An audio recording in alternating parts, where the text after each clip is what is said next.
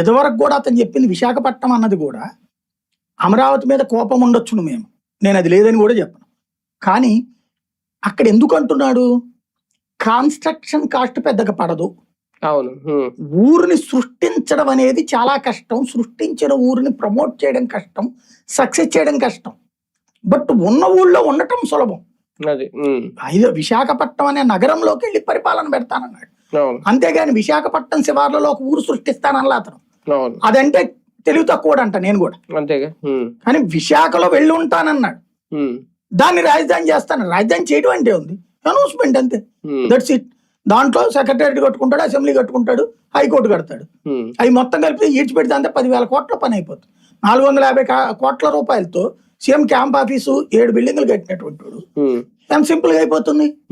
అక్కడ ఒక్కొక్క దాని పేరేంటది మెడికల్ కాలేజ్ ఎంత కట్టాడు ఇతను, 50 కోట్లు 80 కోట్లు లేకపోతే 100 కోట్లు అనుకుందాం. 100 కోట్లకి అంత పెద్ద మెడికల్ కాలేజీలు వచ్చినాయి. అట్లాంటి 10 బిల్డింగ్లు కడితే అయిపోయింది కదా.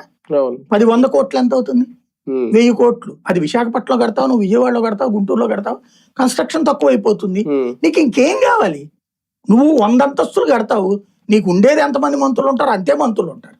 నువ్వు 100 అంతస్తులు కట్టినా మంత్రులకి ఊరకనే ఖాళీ కూర్చోబెట్టుకునే ఉంటుంది. ఇప్పుడు కొన్ని ఉన్నాయి, ఏది విల్లాలు అపార్ట్మెంట్ కట్టేసి ఖాళీగా పడి ఉంటుంటాడు.